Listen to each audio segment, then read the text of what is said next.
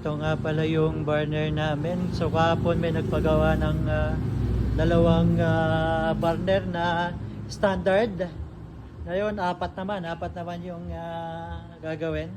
So ito yun, burner na standard high pressure burner.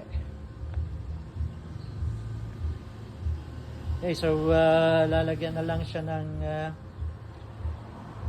gas line. And then for delivery na rin ito. I-deliver to sa Lubo, Batangas. So lahat mga high pressure to, high pressure burner.